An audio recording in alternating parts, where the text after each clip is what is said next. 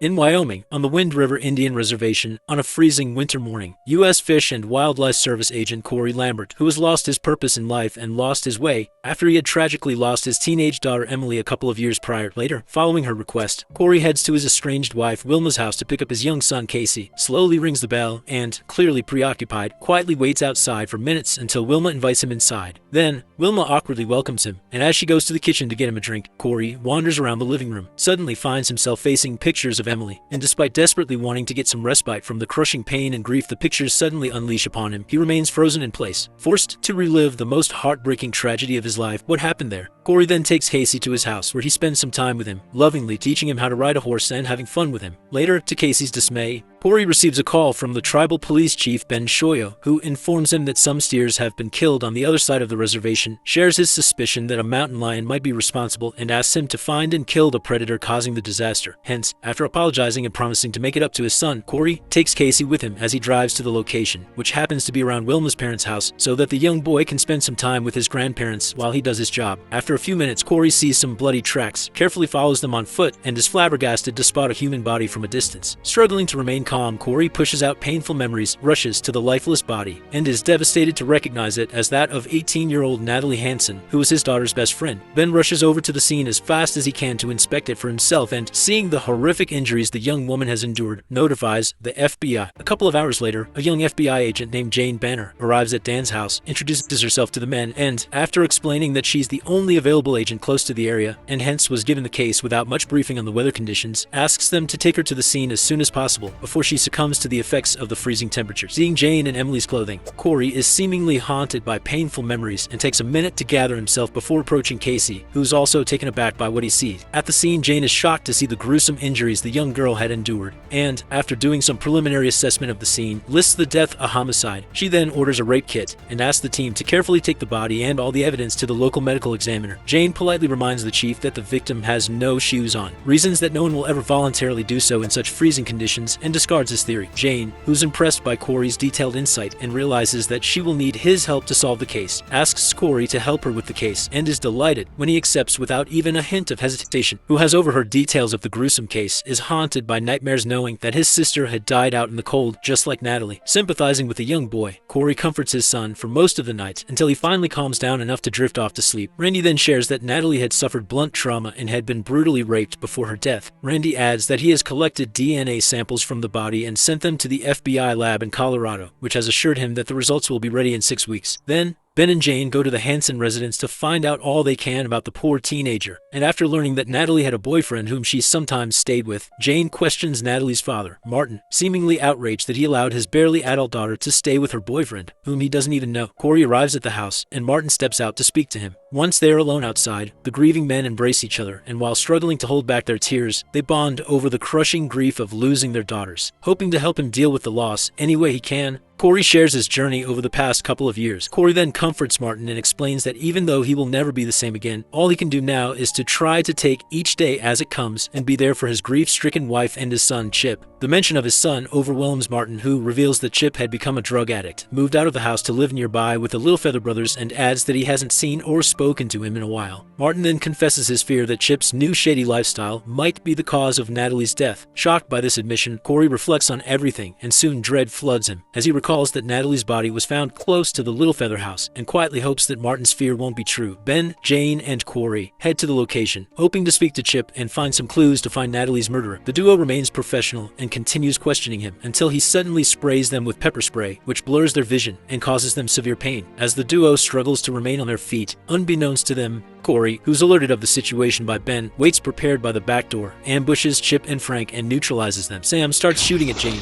who's forced into a gunfight, and severely wounds Sam in self-defense. Terrified by this, a reluctant Jane contemplates this advice, but is soon shocked when Sam succumbs to his wounds only a few minutes later. At least Chip is not involved as Martin had feared. As a devastated Chip cries out in pain from the horrible news that shakes him to his core, Jane, Ben, and Corey realize that he genuinely had nothing to do with her death, only found out about it from them, and sympathize with him. Corey and Jane head to the location, and as they carefully inspect the area, they are flabbergasted to find a lifeless, bloody body of a man, which is soon taken to the medical examiner's office for identification. identification. Shaken to his core by this discovery, which complicates the case further, Corey is forced to think about Emily's case, which has since turned cold, swears to do all he can to prevent the same from Natalie's case against all odds, and tries to figure out what to do. Later that evening, Chip and Frank are arrested on drug charges, and as they are being prepared to be taken into custody, Corey opts to question Chip one more time and get the information they need. Corey shares that he has known Chip since he was a toddler, hence will find a way to convince him to talk, and asks Ben's permission to speak to him. Corey manages to unlock the car and solemnly approaches Chip.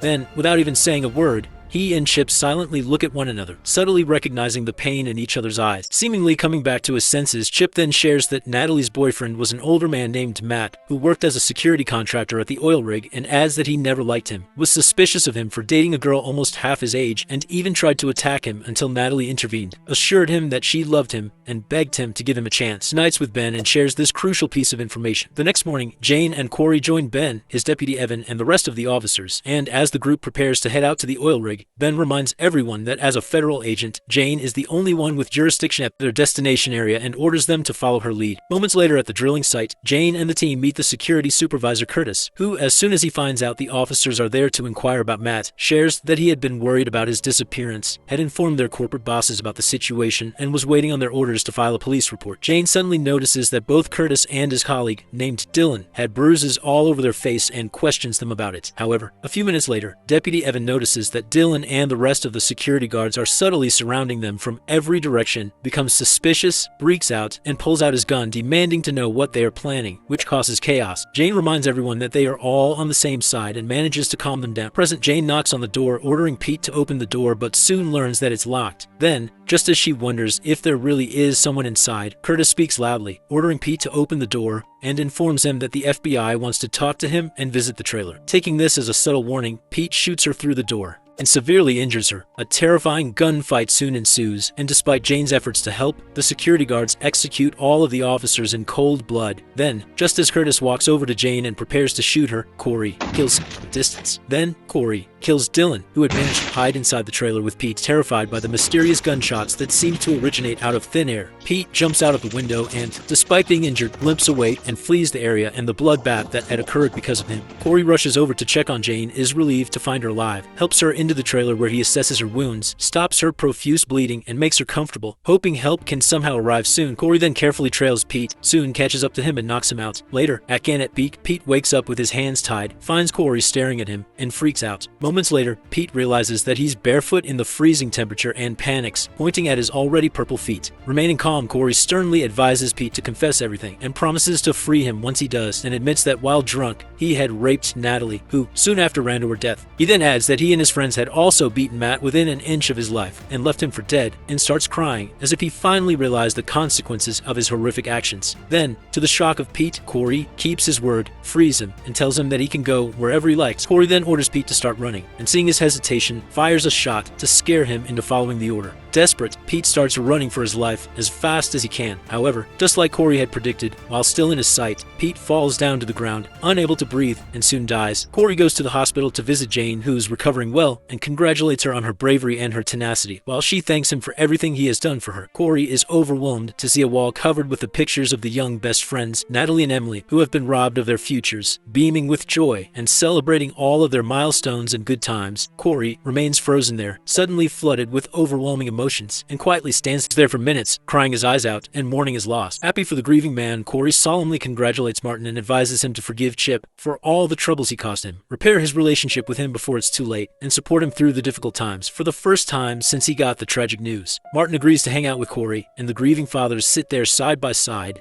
each thinking about his late daughter and quietly sobbing.